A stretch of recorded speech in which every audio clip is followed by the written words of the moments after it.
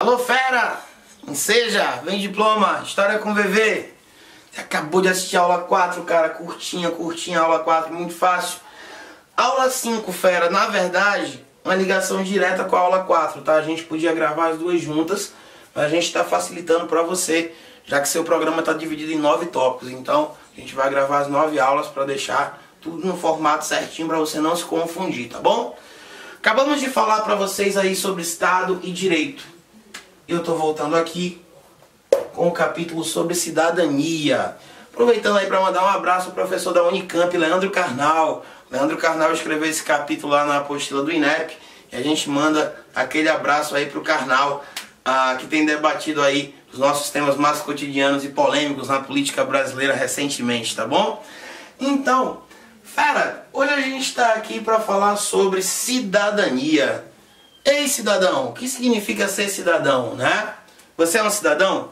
Então isso significa que você tem direitos e deveres para com o seu Estado. E por que a gente levanta isso, fera?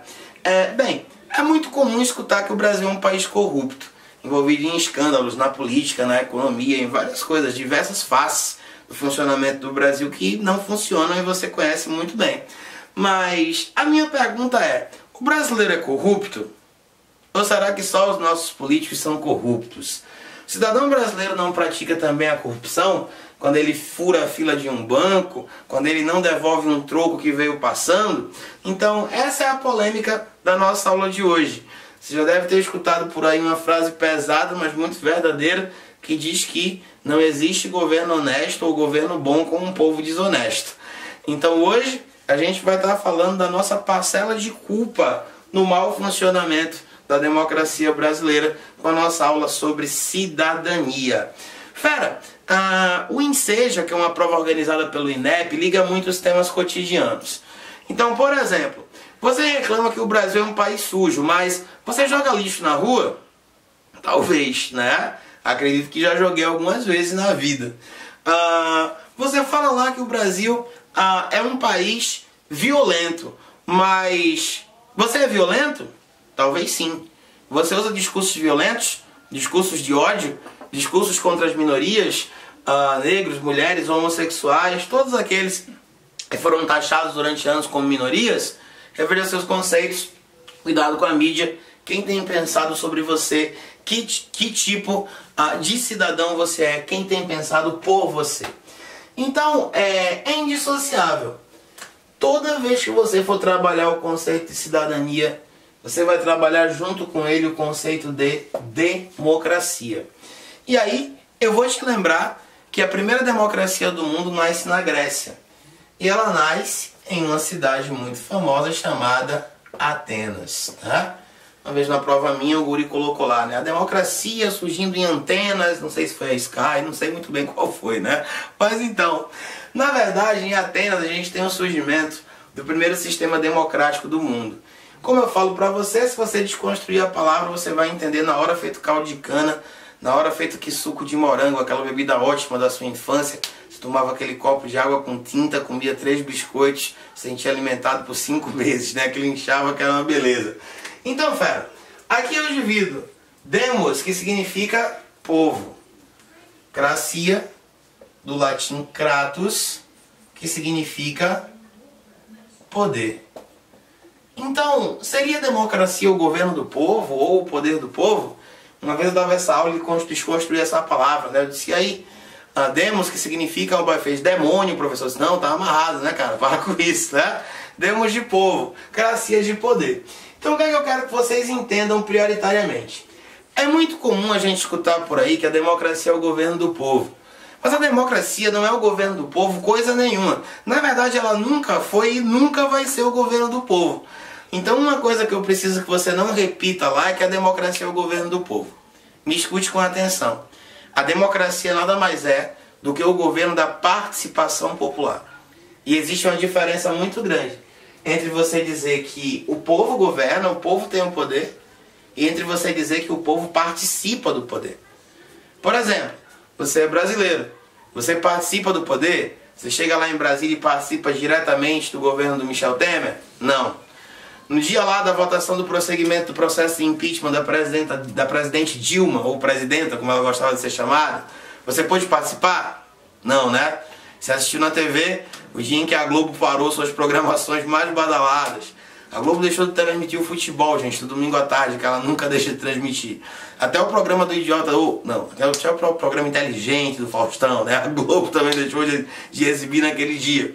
E tava lá aquele pessoal, né, dizendo em nome da minha mãe, do meu cachorro, da minha sogra, eu voto sim, eu voto não. Se você, cidadão brasileiro, quisesse participar, você poderia? Não. Você chegou lá e falou, olha, eu quero opinar também. Tá, mas quem é você na fila do pão? Ah, eu sou cidadão brasileiro, vim exercer minha cidadania. Não. Por que você não poderia? Primeiro, a democracia não é o governo do povo. Ela é apenas o governo da participação popular. Então no Brasil, por exemplo, o povo não governa. Ele apenas participa do governo. Ele participa minimamente, mas participa. De 2 em 2 anos, seja na esfera municipal ou na esfera federal e estadual, você exerce a sua participação na democracia com um instrumento chamado voto. Então, se você vota, você está não governando, mas participando do governo e participando das ações de poder, tá bom? Então, a gente pode lembrar, gente, que a primeira democracia do mundo, ela já nasceu de um jeito muito complicado. Aqui está a Grécia Antiga, e a Grécia era uma civilização baseada num modo produtivo chamado escravismo. Então, a primeira democracia do mundo é uma democracia num local onde existiam escravos. Então, vamos lá. O que era ser cidadão na Grécia Antiga? O que é cidadania na Atenas da Antiguidade? Veja, para que você pudesse participar das decisões do Estado, você tinha que ser homem, nascido em Atenas, você tinha que ser de maior idade, que na época variava entre 25 e 30 anos de idade, e você tinha que ter posses, terra, dinheiro. Se você não tivesse, você não votava. Então, por exemplo, mulheres, crianças, estrangeiros, homens que não fossem ricos, não participavam da democracia. Estima-se que no auge da democracia, lá na Grécia clássica, implantada por Clístenes e tendo seu auge com Péricles, conhece o professor do Exalta? Não, donzelo, apenas um homônimo, né? Estima-se que apenas 10% da população tivesse acesso ao voto. Então perceba que a democracia ela já nasce de uma maneira altamente restritiva, tá bom?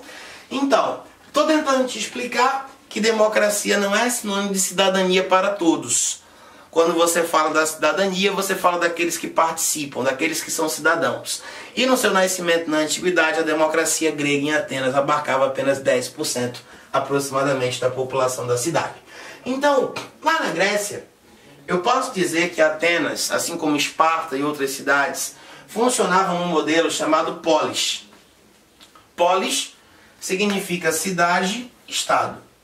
Se você imaginar que estado significa poder, eu posso dizer que uma cidade-estado, ela é uma cidade que se autogoverna, ok?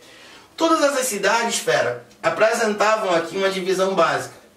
Elas tinham o asti, que era uma espécie de mercado público, onde os gregos vendiam comida, roupa, gente, tudo. Temos a Acrópole, a cidade alta, onde normalmente eles construíam seus templos para adoração aos vários deuses, né, do Monte Olimpo. Está lá o Paternum, aquele templo grego inconfundível, com as suas colunas branquinhas, tracejadas, redondinhas, que aparece na abertura do melhor desenho de todos os tempos, né? Quem discordar é clubista, eu estou falando, obviamente, dos Cavaleiros do Zodíaco, tá bom? Então, a gente chega aqui com uma parte que nos importa.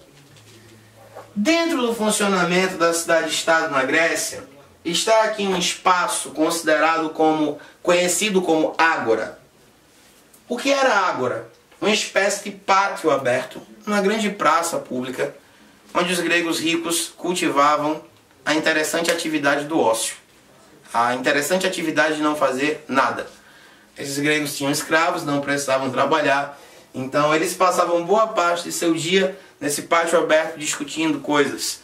Daí surgiram coisas importantes como a filosofia, a ciência política, a própria matemática vai ser bem desenvolvida, Arquimedes, Pitágoras, muitos gregos que vão desenvolver isso aí dentro da ágora. Então, a gente pode aqui trazer para você uma aposta. Volta e meia, o Enem, que também é uma prova organizada pelo INEP, que também organiza o Enseja, então, é um modelo, vai cair, é tendência, tá? traz lá uma questão relacionando a Grécia com a democracia, com a cidadania. No Enem 2015 lá estava uma questão que falava sobre o funcionamento da polis, especialmente em Atenas, e falava sobre a ágora. O Enem queria saber o que é que acontecia na ágora, e a resposta que estava na letra C de sogra, sogra é com S, né? Cobra é com C, eu sempre me confundo, tá? Dizia lá para você que a ágora era um espaço onde, vem comigo, monstro, os cidadãos deliberavam, ou seja, discutiam sobre as questões do Estado. Então, posso dizer que a ágora funcionava como um espaço de cidadania. Aqueles que podiam opinar, eles poderiam chegar diretamente e opinar sobre as ações do Estado. Fera, fica uma dica então, tá? A gente aposta lá que o Enseja vai relacionar cidadania e democracia. Já defini para você cidadania como conjunto de direitos e deveres dos cidadãos para com o seu Estado. E aí, para falar de Estado e democracia no Brasil, a gente poderia levantar algumas pequenas polêmicas aqui, tá bom? Então, primeiro eu poderia lembrar para vocês que a democracia em Atenas, diferentemente da nossa, é uma democracia direta. O Brasil, olha a dica, monstro, vem comigo, monstro, mas vem com calma, monstro. Seguinte, no Brasil, eu entendo com você que a democracia é indireta. Por quê? Você não opina diretamente. Se você pede voz para falar no Congresso, você não pode. Vão dizer, não, aqui estão os deputados que te representam, ou não te representam, né?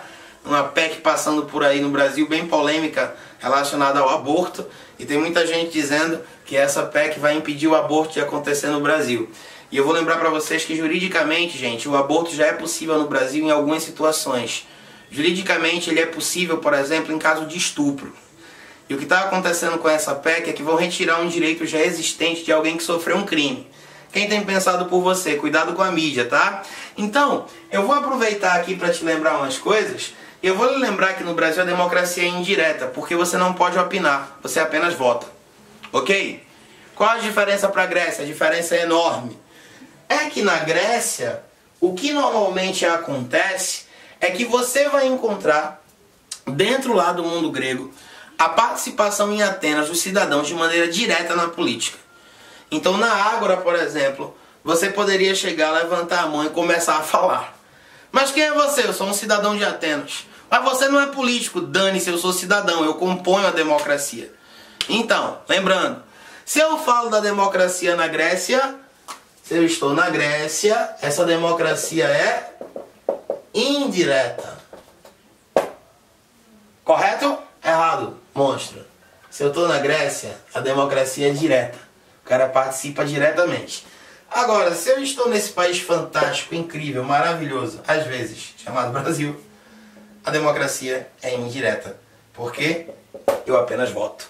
Eu não tenho como opinar diretamente nas decisões do Estado. Posso usar alguns exemplos muito recentes. Entre eles está a reforma do ensino médio no Brasil. A propaganda do governo federal, ligada ao ministro pernambucano, inclusive, Mendonça Filho, o cara que entende muito de gado, e o cara é ministro da educação, alguma coisa de errado não está certo nesse país, né? Diz que a reforma do ensino médio foi aprovada por 72% dos brasileiros. Quantos professores foram pesquisados? Quantos alunos? Quantos profissionais de educação? Não, talvez apenas o Alexandre Frota, né? Então, que é outro cara que também parece não entender muito a educação, né? Entende outras coisas, né? Então, a gente vai começar a perceber que boa parte das reformas do governo Temer, se eu estou discutindo Estado e democracia no Brasil, por exemplo, elas são reformas que foram empurradas goela abaixo no povo brasileiro. Reforma trabalhista, a própria reforma da Previdência, que está tentando fazer com que você não se aposente, com que você morra antes para não gerar gasto para o Estado. São reformas que são empurradas lá de cima. E provavelmente a gente vai encontrar essa discussão aí. Será que a cidadania tem sido exercida no Brasil? Se há cidadania sendo exercida de maneira plena, há democracia. Se não há cidadania, provavelmente a gente vive uma sombra pálida do que a democracia deveria ser. Tá bom? Bom, monstro, por hoje é só. Na verdade, daqui a pouco você assiste mais aula. Estamos encerrando aqui a aula 5 do Enseja. Então, vem comigo, nós somos o Vem Diploma e a gente está aqui para te fazer passar no Enseja.